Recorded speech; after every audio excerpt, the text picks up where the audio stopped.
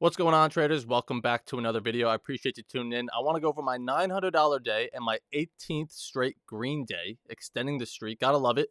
And if you didn't make money short today in some way, shape, or form, respectfully, you do need help. There's something wrong with your trading, whether that's the strategy, your risk management, stop loss, psychology. Something is wrong because there was a great amount of opportunity to the downside today.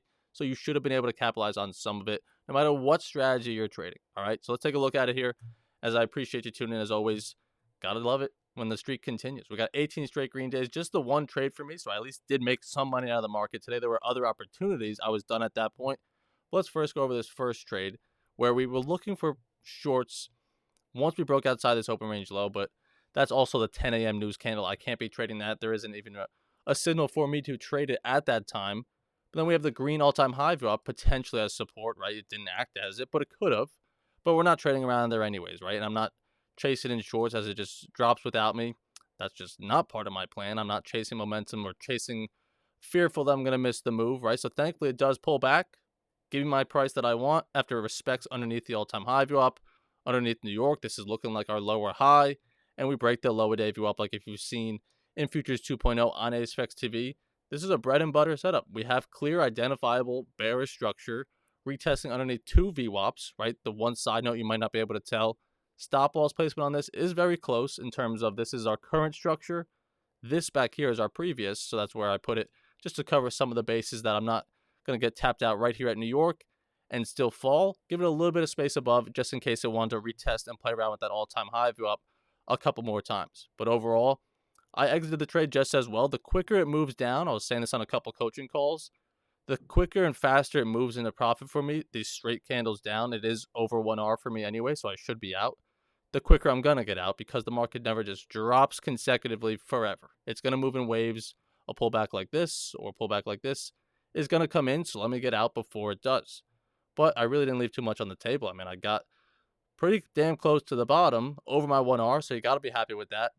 That was my trade. That's extending the streak to 18, adding close to another $1,000 day. We're now 2 days away from getting 30, not consecutive, but 30 green days of $200 on Top Step. I'm going to clear out my whole XFA, hopefully take a nice $5,000 to $6,000 payout on there. And then I still have other XFAs that I'm probably just going to take.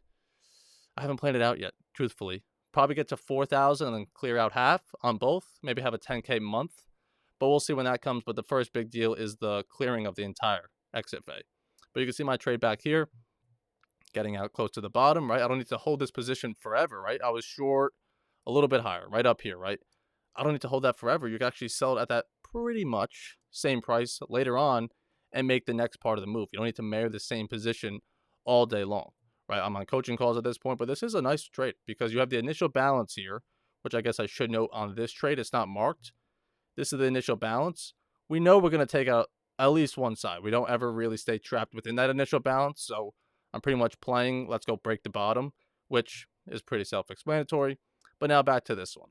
Clear trends still. I really like, this is a markup. You probably sold it back down here on the first break of lower day view up, which is a viable option. It's a great signal. So same lesson of stop loss placement is everything.